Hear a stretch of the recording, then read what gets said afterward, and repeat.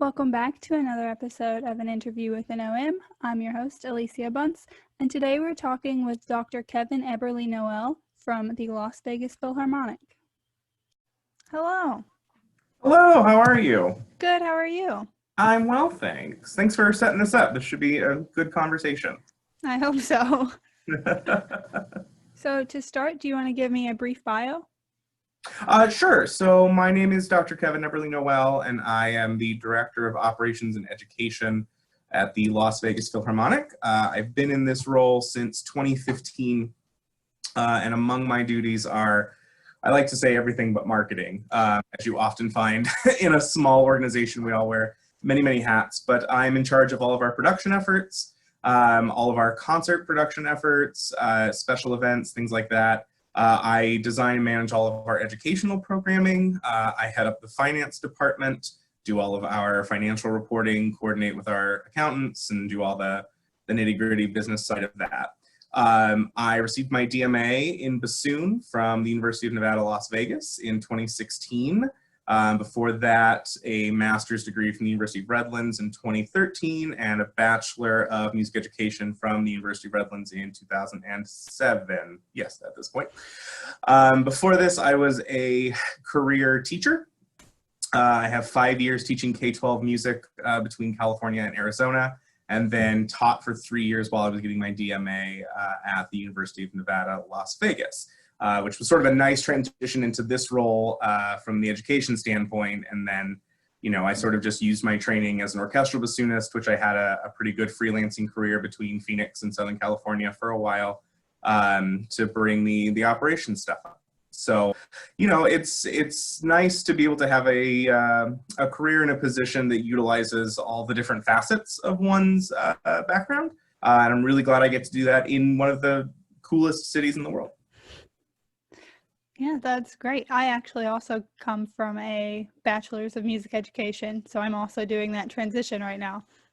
Yeah, it's interesting. I know a lot of my colleagues that, especially in operations or education departments, they're like, yeah, I got a bachelor's in education, or I taught for a couple years and then sort of transitioned out. And it's interesting. I always tell people, I got out of teaching because of the parents and because of adults. But I really missed the kids, and I'm so thankful that this transition has allowed me to continue to work with kids in that capacity and have a better appreciation for working with adults in, that realm. I mean, I was 21 when I started teaching, and, I'm 35 now. So it's a very different mindset as well. Mm-hmm. So pre-COVID, what did a typical day-to-day schedule look like for you?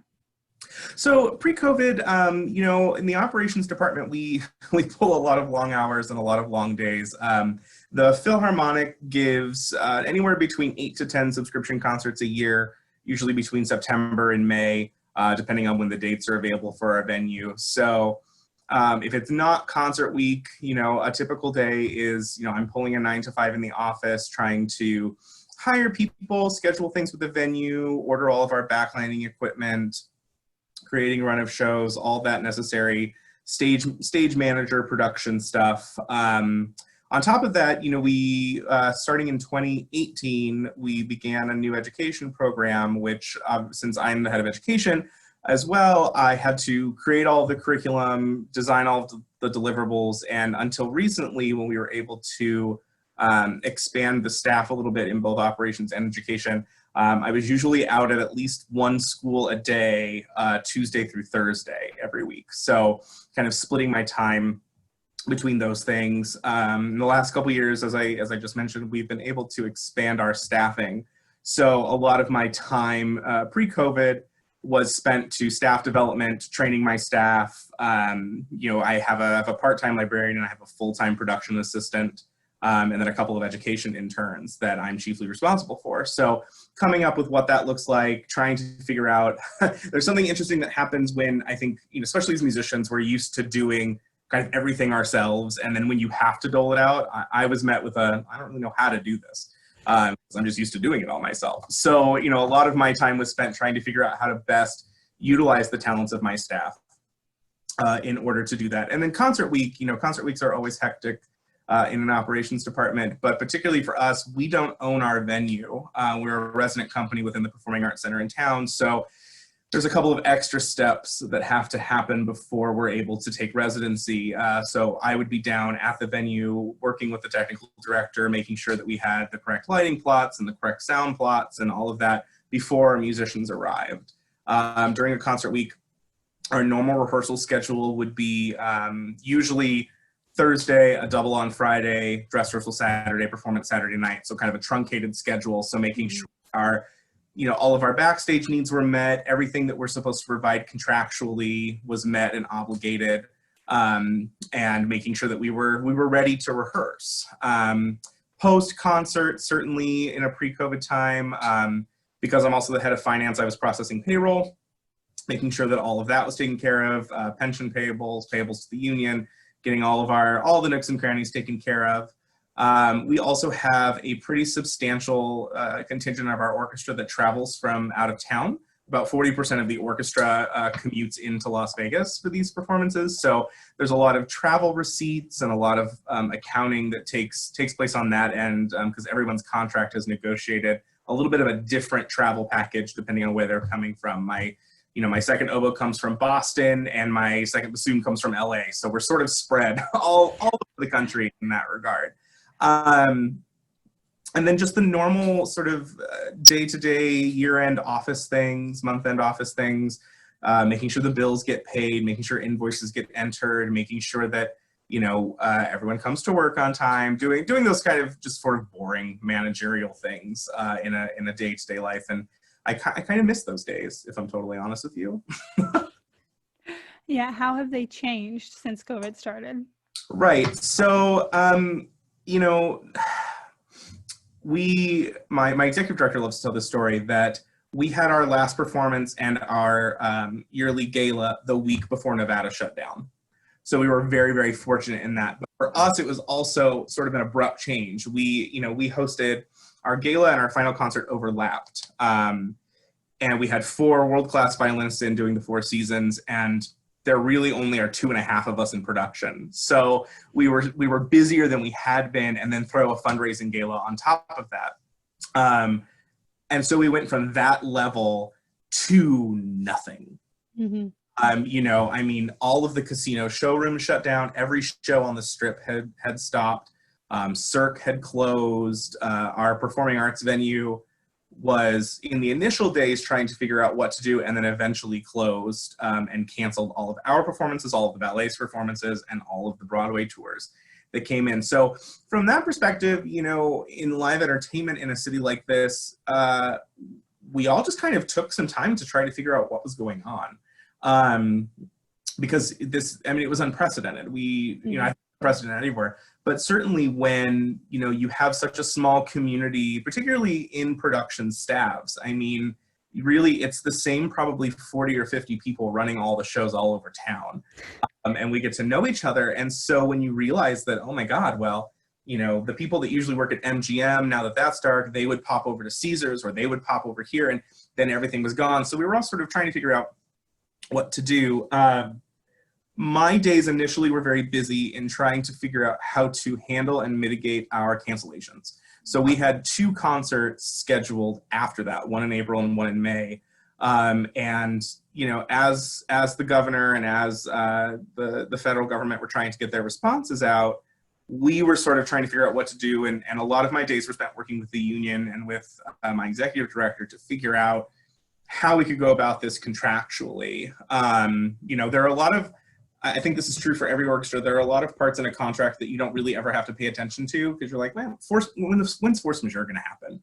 No, it's never going to happen. Like, it's fine. Well, guess what? It does. And since we had never used it, we had to figure that out and figure out how to, we had never canceled the concert. In the 5.5 years I had been here, we've never canceled a concert. So returning music, canceling guest artist contracts, all these things were very new for us that we had to figure out how to do. Then we shifted to, try to give the musicians any kind of work that we could. We are not a full-time orchestra, we're a per-service orchestra, so all of our musicians for the most part, have day jobs, whether they're teaching in their studios or, I have a couple bankers and some things like that, but everything had stopped. So we had tried to figure out, we applied for the PPP funding that most nonprofits did, and we were awarded a sum. So we're trying to figure that out. So my department's entire focus shifted digitally. Mhm. We thought, we have to get on the front edge of this. We're the only orchestra within 400 and some odd miles. So we kind of have to figure this out. So the first thing I did was I had to take sort of a crash course in learning how to code and learning how to video edit, and all of those things, so that I could do it. I could train my staff to do it. We pivoted our education programming first, so we made a digital sort of app, if you will, on our website that introduces kids to all of the instruments, which was our popular in-school program. Mhm. The schools at that time had not gone completely virtual, but I sort of had this intuition that they were going to. We're the 5th largest school district in the country, and so there's a lot of scrutiny on us, and there's a lot of eyeballs over here. So we did that, moved that online, and then we thought, okay, we have to engage our musicians in some way. So we offered all of them 5 services, which would be, the equivalent to a concert set, to record things in their homes, do the at-home concerts that were very popular at the very beginning.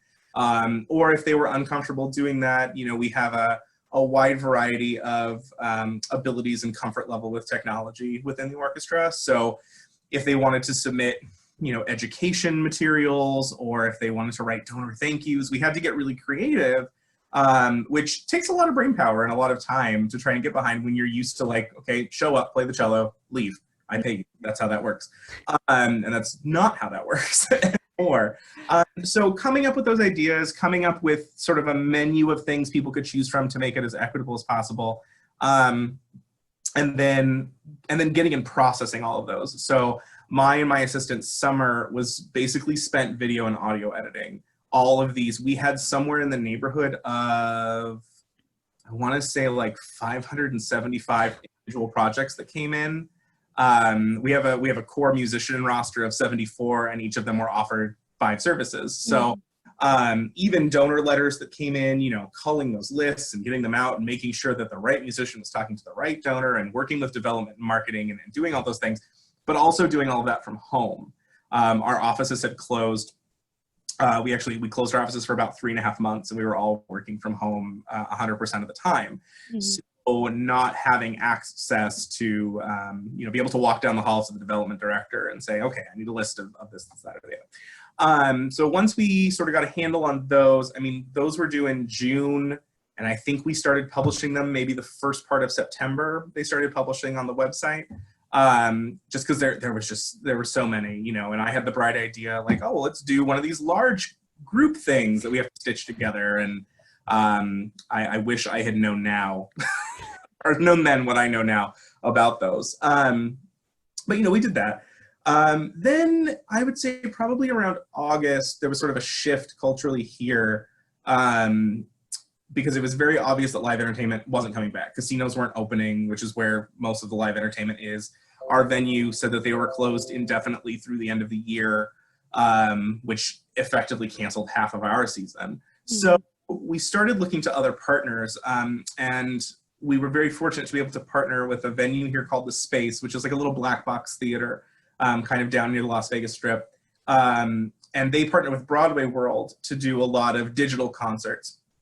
And we were very fortunate to be able to get in on that. So then it was a matter of sitting with the music director and the musicians selected and programming something that we could get licenses to, having to break into that whole world of live streaming, which is not a thing, that we were apt to do or comfortable to do or sort of even knew how to do. We actually have one on Thursday, and that'll be our 5th one out of 6 this year. And those are doing well. We're running into a problem right now where people are a little digitally fatigued, and I think they're clamoring for something live to do. Unfortunately, they always seem to clamor for something live to do right when the governor gives us stricter mandates. So timing doesn't always work out there. But now that we have these digital chamber music concerts sort of on lock, the next focus of mine is to figure out how to safely do an in-person event, particularly around the holidays. I'm the certified COVID-19 compliance officer for the organization, so kind of all the safety measures also have to channel through me now. And it's just working with the executive staff and working with our music director to figure out, okay, can we do something for the end of the year? Can we do an in-person event? We're vetting venues that we've never looked at. I mean, we're looking at weird stuff, ice rinks, bowling alleys, weird places that we can potentially use. And that's taking up a lot more time, and it's a lot more different skill sets you have to use than, okay, we know we're going to the same venue, we know we're going to the concert hall, we know how it works, and let's go there. So it's been a real learning curve for sure. Are there any go-to softwares or programs that you swear by to help with this? So we do a lot of everything manually. I will say, from a video editing perspective, we tried a lot of things. We landed on DaVinci Resolve for our video editing. It gave us the results that we needed and was relatively user-friendly for us to be able to edit everything there. But because we're doing everything manually, we haven't really looked at a lot of specific software. Like, we're not an OPOS house. We don't use arts management. We don't use Ensemble Builder. We don't use any of that stuff. We're very good at Excel here. But I will say that DaVinci Resolve has been great for us to be able to put out quickly the volume and keep everything branded the same. It was important to us when we started a digital series that it had the same branding end to end. And rather than have to reinvent the wheel, DaVinci allowed us to sort of drag and drop and edit within all of that, which made it much, much faster for us to be able to produce those things. And you mentioned a couple times that you work with other people. Who answers to you? Oh, so my direct reports, I have a production and events associate who is directly under me. There's a part-time librarian that reports to me. There's a kind of casual time education intern that reports directly to me. And then we are in the process right now of finalizing a university partnership where I will have 2 more interns that report directly to me. We have a total office staff of 8, and 3 of them report directly to me. 3 of them work in development and marketing, and then we have the executive director. So the way that we're sort of organized is, the marketing team doesn't report directly to me. I'm lateral with the vice president of development and marketing. But there's also some sort of there's some Venn diagram crossover.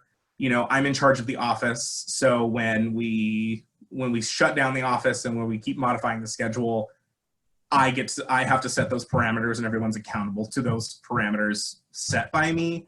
But in terms of direct reporting, there are, technically, if you're thinking of FTE, there are 1.75 people that report to me, but in essence, 3 bodies. Okay. And you also mentioned that you're now the COVID enforcer and everything. How do you have to write people's contracts, or do you get them and then just revise them? So the way that we handled it, because in my role as the operations director, personnel manager kind of falls under that. A lot of orchestras have a personnel manager within the orchestra. We don't operate that way. So I am the de facto personnel manager. So I take care of everyone's individual personal service agreement, which is their contract. Our union contract, our collective bargaining agreement, obviously was not set up for this. I don't think anyone's was. So what we had to do was the executive director and I negotiated with the orchestra committee and the union to put together a side letter to that contract, which sort of changed some of the rules and parameters for us and for the musicians and what they were responsible for to be able to exist. That side letter was negotiated through the end of the year, so we're actually going to be reopening that to look at the next 6 months. But in terms of actually, so their contracts didn't really change with the exception of these 5 things that we said, hey, we can't guarantee you 40 services between now and December. That's just, we can't do that. But what I did do was I came up with the safety plan for all of our live events. It's like a 20-page document or something like that that outlines, how we're going to set up a venue, how musicians are going to come in and out of that venue, what our expectations are. It sets minimums for distancing, it sets minimums for mask wearing, it sets minimums for backstage, you know, all these things that it sets up there. And, you know, I authored that, I got that kind of approved by our union. They felt comfortable with everything. And we send that out with every work offer that we do, even if it's for, you know, little things. The largest thing we just did was we just completed a recording session for our children's concerts at a local PBS studio. And when I sent out the work offers for those, I had to send the plan at that specific venue, you know, a map, all of the safety requirements. I'm also in charge then of doing temperature checks, questionnaires, monitoring all of that, keeping and maintaining all of those records, so that if someone does test positive, we can go back and do the contract tracing on it. So it's a lot. It was something that was very necessary when all this first started, because we didn't have a plan for this. But it has added a significant workload, particularly as we do live events. I mean, at this recording session we did at PBS, we had 45 people enter the building. So, you know, and then we're dealing with winds and strings, and so there's some aerosol things we have to worry about. There's just a lot of different layers, and that, because I'm the certified officer, that sort of all falls to me. Okay. Can you tell me about your proudest moment in this organization? Oh my gosh, yeah. So my proudest moment in this organization is actually, it has to be our music van program.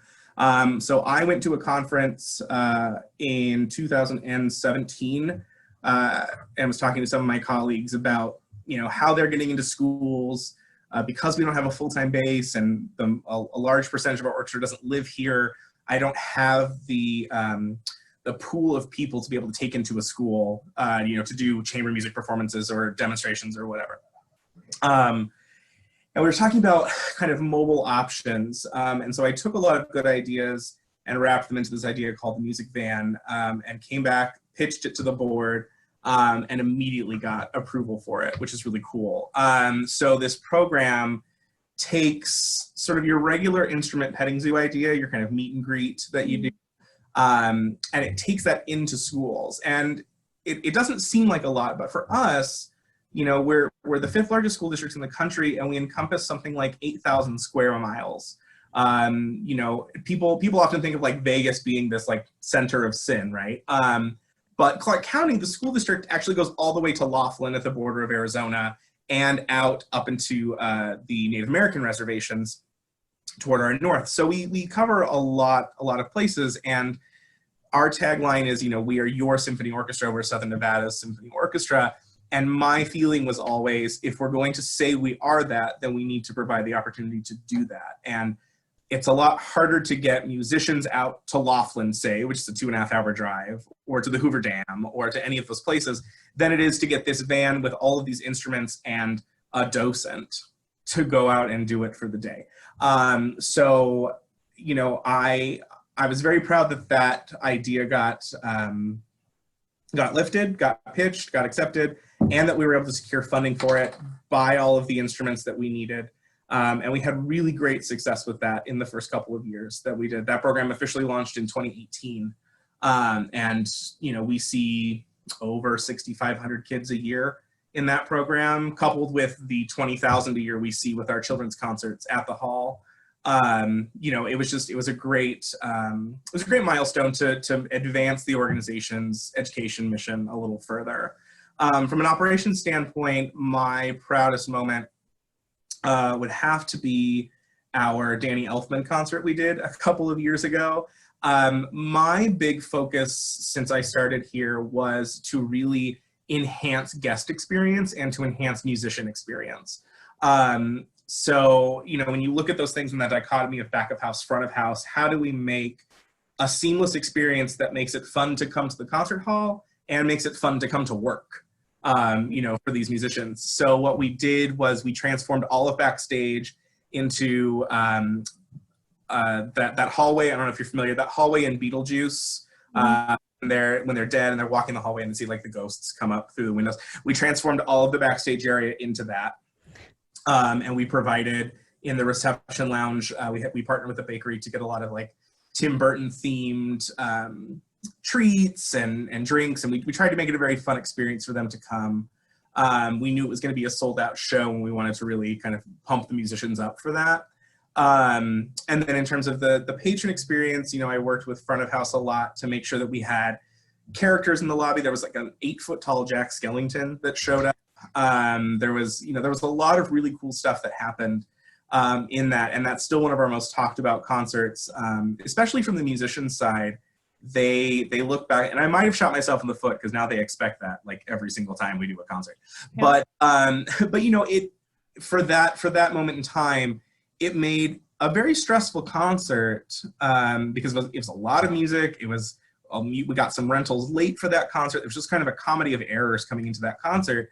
And it was a long rehearsal schedule. It overlapped a children's concert. Like, everyone was fatigued. But when they got there on Saturday and they saw that we had done all of this for them, I saw the troublemakers in the orchestra, or the people that usually give me a hard time, like really enjoy themselves. And I think they played better as a result of that. And so I'm really proud that we're able to do that. That was sort of the largest scale we did. We try to do something like that on a small scale for every event. But you know, it was nice to see that was helpful. Yeah, both of those sound like amazing. I wouldn't have thought of just having a van go everywhere and putting forth all that extra effort even backstage. Yeah, and I think, you know, a lot of, we don't have the problem that a lot of people like in California or Texas or large markets where you're sharing musicians among 5-10 orchestras, because we're it, you know, with the exception of people that commute in who might play in their hometowns elsewhere. You know, so we're very lucky that we get to set the standard in that, and we get to say, this is what it's like to work for the Philharmonic. And then the benefit to that is, you know, our musicians will tell their friends who eventually sub with us, and then we have people clamoring to substitute with us, which is helpful. But yeah, I think people get really focused on a patron experience, and they forget that they are there to see the musicians. And as the employer, you have a certain obligation to create a company culture within your employee base, and that includes the staff. You know, our staff is small and mighty, but we try really hard to make sure that the musicians are coming to a place they want to work, and we're then coming to a place we want to work with them. Yeah, that's incredible. On a much less cheery note, can you tell me about your biggest failure and what you learned from it? Oh my gosh, there have been so many. Let's see. I would have to say, so my biggest failure was probably within my first full season. So when I started here, we only had like 2 concerts left, and everything was pretty much set up by my predecessor. But when we got into the 15-16 season, we had a very large opening night. I don't even remember the program now. Might have been West Side Story Symphonic Dances. But anyway, and I advanced the plots. I did the thing, sort of my first time doing production. And I just assumed that I sent it all to the venue. Musicians would show up, they would practice, they would go home. That's what I did when I had a career. I would sit down, put my bassoon together, play my notes, and then I'd leave. And it's much more complicated than that, as I found out. And I just remember the first rehearsal, I had the stage crew set up, and I said, okay, this is what they need, this is when they're taking the break. And I just went back to the production office and like got on Facebook. It was like, all right, you know, if they need, but little did I know there weren't the right number of chairs out there because I didn't check against the stage plot. There, you know, half the percussion instruments were missing because no one pulled them from the basement. There's just a lot of things that I learned very quickly in that moment. You know, I, as the person in charge of production, can't show up 20 minutes before the rehearsal starts and just assume everything is fine because I've given it off to people that I think are doing it. You know, it was really in that moment for me a wake-up call to say, okay, this experience, what happens in rehearsal at the concert, you know, I'm not responsible for the way it sounds. That's not my job. My job is to make sure that everyone is set up to make that concert sound as great as it can, you know, and that was not the mindset that I had gone into that with, because I think the last 2 concerts when I had started were all set up already. And my main focus had always been, well, I got to make sure that I have all the subs in the right seats. I got to make sure that, you know, okay, this person's not coming to this rehearsal, so I got to tell their stand partner, and that's where my focus was, but it wasn't on the actual execution of it, because I just assumed everyone was going to do what I did when I was playing, and they would just show up and sort of be self-sufficient and be fine and, you know, whatever. But no, that was not the case. And so, you know, after a lot of crying and a lot of frustration that week as I was trying to figure it out, I finally sat down with the music director and said, okay, look, tell me what you need. And I kind of reverse engineered it from then. And you know, there are still bumps along the way. I always forget how to interact with the choir. You know, we don't do it very often, and I always forget what they need. And there's little things like that. But now that I have staff under me too that help, it's a little easier. But yeah, I try not to think about the 15-16 season very much, because it's a very dark place. It makes me really remember what kind of a goober I was when I first started. It is a good jumping off point, though. Now you can briefly look at it and be like, okay, I've learned a lot. Yeah, that's right. As a matter of fact, when we hired my production associate, I handed her my binder from that season, and I was like, study this with all of my handwritten notes and all of my, you know, I'm writing curse words in the margin, and I'm drawing sad faces everywhere, and I was like scribbling all over it. And I was like, take a look at this, because you know, when you have to run a concert by yourself, this is going to happen to you. And she did. I had to go out of town for a concert, and she had to run it by herself. And she was like, I pulled out that 15-16 binder, and yep, I remember now. You know, it's good. It's good to remember. It's good to remember those failures, so that you say, okay, I'm going to do this again. You know, I think that going in, looking at failure and reflection is, people always think like, okay, I did that failure and now I'm going to move on. But I need to recognize I did that failure, and how did I come out of that? How did I fix it? That's the part to me that is always key. Particularly when you're working with people, and particularly when you're working with creative people, right? Creative people are not as forgiving about mistakes. I mean, think about your own practicing, right? Like, how many times have you ended up in a practice room crying because this one measure has not, you know, countless times, right? Like, more than I think I've smiled playing my instrument. You know, and that's just the culture that we sort of come up in through our training. But it's remembering that, you know, finding the equivalent of slow practice, or finding the equivalent of, you know, diminutive practice, or something like that in the actual execution of the operation of it. And never forgetting too, I always tell my staff, because we're in the operations team, we're all musicians. They're all string players. I don't hold it against them, but they are. And I just say, you know, think about the way you would want to be treated, and think about what you need when you're on stage, because that's what our musicians need. So set it up like you're setting it up for yourself, and go from there, which, you know, I wasn't in that headspace when I first started. And I'll say, you know, that entire first season was a really good learning curve for me to learn about what string players need. As a wind player, it wasn't something that I had experienced before. You know, we come with our cases, and we sit down, and we set up our little shop, and we don't move for 2.5 hours. That's our gig. We don't have to share stands. We don't have to do any of that. And so that was a huge opportunity also to learn in that first season what our string players needed. They're the bulk of the orchestra. They are, you know, they're the bulk of the music. So we have to make sure that they're taken care of first and foremost. Yeah, that's going to be a hurdle that I'm going to have to work through, because I came from a college that didn't have an orchestra. The most experience I've had is like, we had a community orchestra, but I didn't play in it. I was just an intern. So I'll have to learn. What do you play? I play flute. Play flute. And you know what I'll say is the coolest thing that you can do going into operations, especially if you're in charge of anything that has to do with actual on-stage anything, whether it's stage plots or whatever, is become best friends with your string principals. You know, really get those people in your corner, so that when a mistake happens, they will help mitigate it for you, right? So there have been times where, because I have a really good relationship with our 5 string principals, if something goes wrong, if I don't see that they've set the back desk of strings in a shadow, and they start complaining that they can't see and they start making a fuss, the concertmaster could stand up and say, "What, we will fix this at the intermission. We'll go talk to Kevin and everything will be okay and we'll fix it."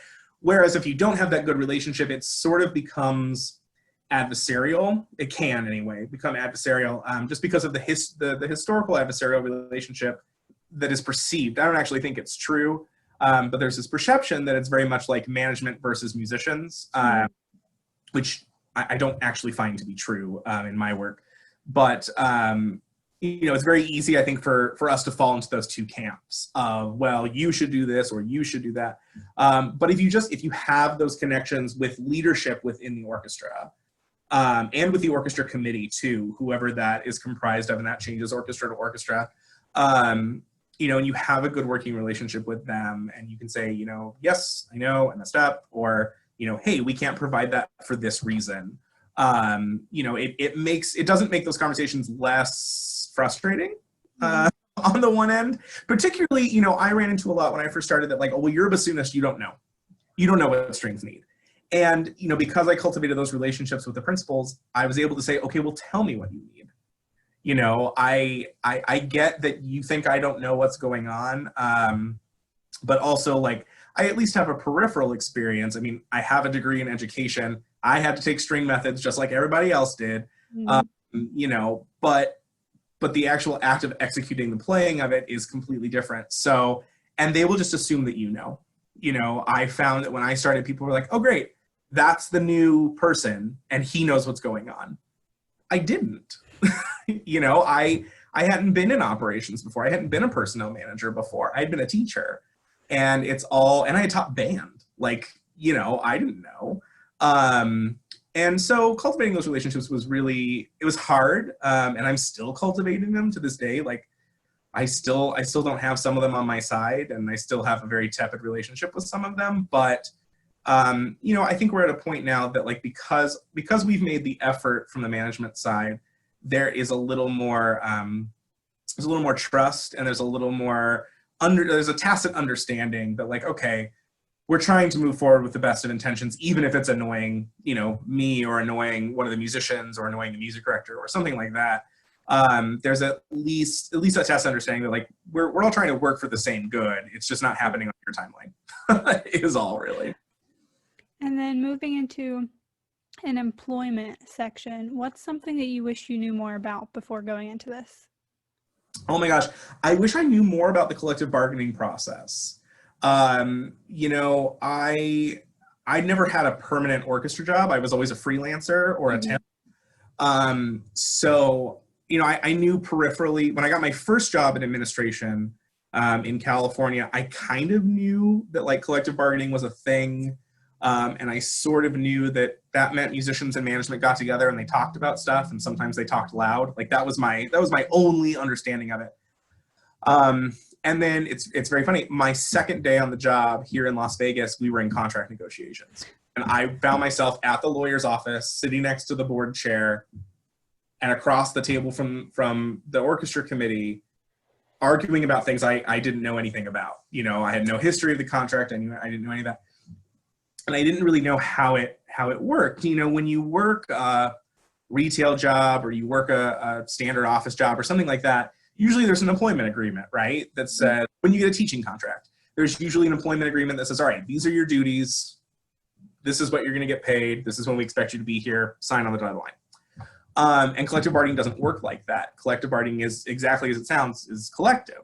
So I didn't understand in those initial days, like, why we were fighting back and forth on this. My mentality was very much like, well, these are the employment terms that we're giving you, and you can either accept that employment or not. Mm-hmm.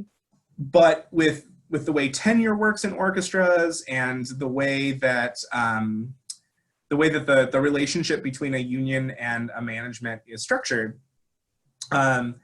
doesn't really often work like that. And I always look back at it and I just kick myself. I'm like, well, of course, like, you sort of knew how it worked. You were in teachers unions, but I was never at the bargaining side of things. And I was never at the point where I had to execute it. I knew when I was teaching, there was a teachers union, and that teachers union made it so that I could go home at 3:00. And, I had no expectation of answering my email after 3. but that was it. That was like the extent of it. And musical bargaining is so different. I mean, in that first year, and even when we just renegotiated a couple of years ago, like we spent 3 months talking about music and like the dimensions of a photocopy, you know, and those things which are really important to both sides to figure out how to do, but not a thing that I was super prepared for when I left. I firmly believe, and I tell this to everybody that I talk to, if you don't have an arts administration program at the university or the college or whatever that people go to, that music faculty needs to make at least a course that is an intro to music business course that talks about these things. You know, I find a lot, I don't know how it is where you are, but I found a lot through the university training I went through. Intro to music business was always like, great, so you want to be a pop singer, you have to get a manager, or here's how you work Pro Tools, or, you know, any of those kinds of things. But especially for us in the orchestral department, orchestral or band department, frankly, because there are professional bands, you know, it'd be great to understand what collective bargaining does, what the function and kind of structure of even management, of even orchestral management is, because, you know, our musicians would come to me with everything. They would say, oh, my name is spelled wrong on the website. Well, I wasn't in charge of the website. I wasn't in charge of your bio, you know, but having those tools to figure out how to work with people. I also think the kind of point 1B to your question, I think that everyone who goes through college, frankly, should have to take like a base level human resources class, if no other reason, but to learn how to work with people in an employment setting. You know, people can take speech and debate or communications or whatever, and we know as musicians how to work with our colleagues, you know, and we actually do it at a much higher level than a lot of other people do because we have to do it silently usually. But coming into a human resources capacity, it's so different, having to mitigate people's feelings, having to keep things non-emotional, having to, you know, work the political angle or remove the political angle entirely from your conversation, how to diffuse a situation. You know, those are things that I've seen behind my desk, but I've also seen the orchestra committee and individual musicians do within the orchestra. Like they have those fights, and then I have to come in and mitigate as management.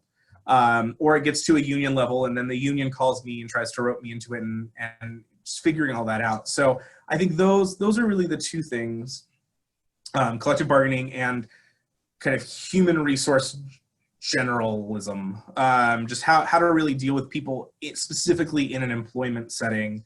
And I think that goes both ways. You know, I think musicians can benefit from that too, to understand how to interact with their employer. There's a lot of entitlement that happens in the classical music world, between orchestral players and management, particularly because managements turn over relatively frequently and musician bases kind of stay. You know, I mean, we are in our we'll be in our 22nd season if we're able to have a 21-22. And a lot of our musicians have been here since day one. You know, I'd say probably 85% of the orchestra has been here since day one. And no one on staff has been here since day one. You know, I think our longest employee has been here 10 years. So, you know, and I think that builds in musicians a feeling of, well, we've been here, we know how this works, and this is what we want for our orchestra, which is great. I think you need that kind of buy-in. But I think it's figuring out how to dovetail that into management, who is ultimately responsible for the growth or the direction of the organization, and kind of bringing those two things together. So I think that learning how to deal with people thing works on both sides. And the last thing is, like, as someone looking for a job, what's the process of employment? Oh gosh. Well, it's really varied. It's really, really varied. A lot of orchestras will post to a job board. So if you are, if you're looking for a specific job in music, you can look at the League of American Orchestras job bank. That'll have, you know, all of the orchestra jobs and then some, frankly. Depending on where you are geographically, there may or may not be an orchestra association that happens there. We belong to the Association of ACSO, Association of California Symphony Orchestras. Even though we're in Nevada, it's sort of regional, and they have a job board that posts all the jobs within the region that are open. If you're looking for something more broad, artsadminjobs.com is a great source to look for those initial postings. They post a lot of jobs throughout orchestras, theaters, museums, even academia, things like that. Americans for the Arts, their job bank is also good. So once you find a posting that you think is interesting and you wanna pursue, it's kind of a traditional hiring process, has been my experience, that you reconcile your cover letter and your resume against what the job description is. And sometimes I will say we need to be better as administrators about being specific in job descriptions. I've seen so many job descriptions that are just like, you're going to come in and be a development assistant, and you know what that means. Well, no. I can tell you here, we've hired people for roles that they're like, well, this isn't anything what I did. I had the same exact title in a previous organization, and this isn't anything like what I did, because the needs of every institution are different. Mm-hmm. I'm the director of operations and education, but I head the finance department. It's not in the title, but it is in the thing. The other thing I like to do, and this is kind of sneaky, but if there's an organization that I'm interested in, I'm going to pull their 990. So all of the tax records are public for nonprofit organizations. Mm-hmm. And if you just if you typed in Las Vegas Philharmonic 990, it'll take you to either GuideStar or ProPublica or one of those people. And you can see a PDF of our most recently filed 990. And the reason I like that, I like to see what the budget is. I like to know the kind of organization that I'm getting into. Particularly for mid-management to executive level positions, it's a good idea to know the overall cash position of the organization, to know what the budget is. If you're applying for a job and you pull the 990 and that organization has a $600,000 a year budget, that's going to tell you a lot of things. That's going to tell you the kind of programming they do. That's going to tell you the kind of support they have for their program. That's going to tell you kind of what your salary range may or may not be, if they don't post one. And it lets you know where they are. And if you look at a couple of 990s, it'll show you, has the orchestra grown in the last couple of years? And this is a place, if being on the forefront of growth is something that interests you, or sometimes people are like, I don't want to be in an organization that's growing. I just want to come in and kind of do my work and do the thing and don't be stressful about it. That'll tell you what's happening. Or it'll tell you, is the organization shrinking? Which, we all have to kind of write off this year in terms of that, because I think everyone's 990s are gonna just totally tank. But there's that. I'm not a huge fan of like cold calling or emailing someone within the organization to ask any of my questions. I'm not a huge fan of that, mainly because I hate when it happens to me. I hate when people are like, hi, I'm graduating high school in 6 years and I want a job at your organization. I'm like, well, I don't have one. I don't have a job to offer you. So there's that. Obviously right now is a little bit different because I think staffing needs in this COVID world are really just all over the map. But if there is an organization that you're interested in that doesn't have a job posting, there's maybe not so much wrong with sending a resume in and just saying, hey, I know there are no jobs posted right now on your website, but I'd be very interested in starting a connection with your organization. This is a summary of my training and expertise and what I'm interested in.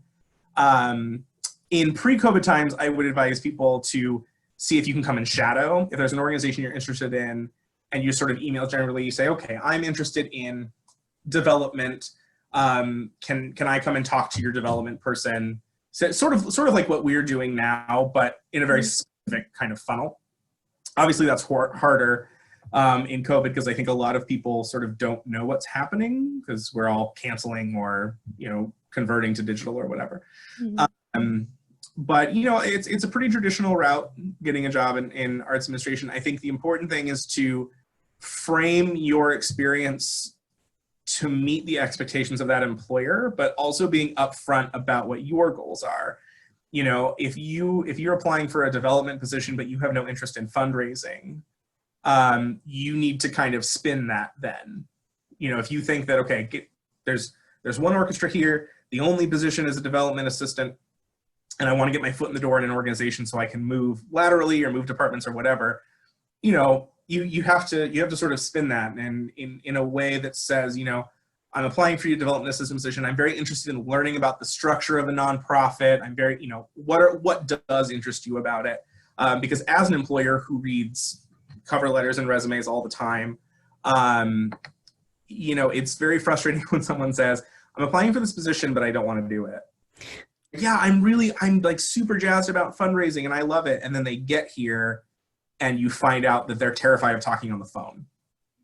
They're terrified of asking people for money. It's like, well, you applied for a fundraising position. So, you know, critically think, this is what I do when I'm looking for things, is critically ask yourself, if I show up day one and have to do everything they said I did, am I going to be happy there? I think right now job seekers have not the upper hand necessarily, but we have the opportunity to be picky. Especially because 9 times out of 10 job seekers are going to have to travel out of where they live to go take a job somewhere. But I think you just have to be really picky because people that are coming into jobs right now in this COVID time, I think are going to be under a lot of scrutiny. And they're going to be, you know, okay, is this new person just here until something better comes along when COVID opens? Or are they really here because they're very passionate about community engagement, or they're really passionate about XYZ thing? In the arts, that gets a little blurry because I think a lot of musicians get into arts administration because they love the arts. They love what they do and they want to help other people do that. So it's a little less of a question there. But, you know, things to think about, especially as we have to start looking a little more nationally for the opportunities that we want. Well, thank you. That was all the questions I have. Do you have any more advice or questions that you have? You know, I always tell people when they ask me what it's like to be an arts manager or an arts administrator or whatever, you know, I always tell them it is not fun 100% of the time, but it ends up being rewarding 100% of the time. You know, I don't think in the 5.5 seasons I've been here, I don't think I've ever left a concert except for that Danny Elfman concert. I don't think I've ever left a concert and said like, yeah, man, this is it. I've arrived.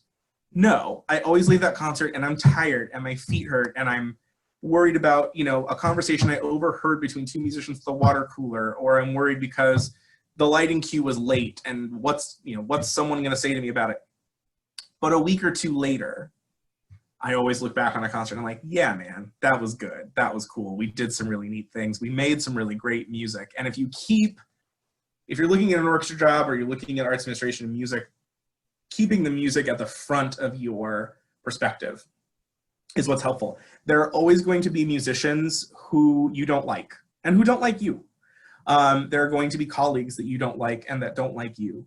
There are going to be things the institution does that you don't agree with. And there are going to be things you do that the institution doesn't agree with. But keeping the mission of the institution, which is generally music focused, at the forefront of everything you do is great. Yeah, it sucks to have to last minute bring out stand lights for everybody because one person can't see their stand and then everyone's going to get jealous that they have stand lights. Yeah, that sucks. But is it going to make the Brahms sound better? Is it, you know, is making that person happy and fulfilling their needs going to make the concert more successful? And 9 times out of 10, that answer is yes. So if you get bogged down in the frustration detail of it all and lose sight of the big picture, I think that's what encourages burnout in this industry, particularly in operations. You know, we are tasked with some of the hardest jobs in administrative circles because it's very do or die, right? If the press release doesn't go out on time, if it goes out 2 days late, people will still buy tickets to the concert. Mm-hmm. You know, not as many, but people will still buy it. If you advance a stage plot 2 days late, they may not be able to backline your music stands. They may not be able to bring in the percussion equipment you need. You may not be able to hire an audio engineer because you missed the window. But if you get bogged down in those things, you'll burn out really, really quickly. So if just keeping the institution's mission and your own goals, which generally I found with arts administrators that are musicians, are also music related. Keeping those at the forefront of what you do and keeping those in mind and let those guide what you do and what you think is right, really, really will help you thrive and succeed in this business. Okay, well, thank you so much for sitting and talking with me. You're welcome. This was incredibly helpful. Great, I'm glad. Okay. If you need anything else, please reach out. You know how to get a hold of me, and I look forward to seeing your final product. Yeah, absolutely. Thank you. Take care. You too. Bye-bye. Bye.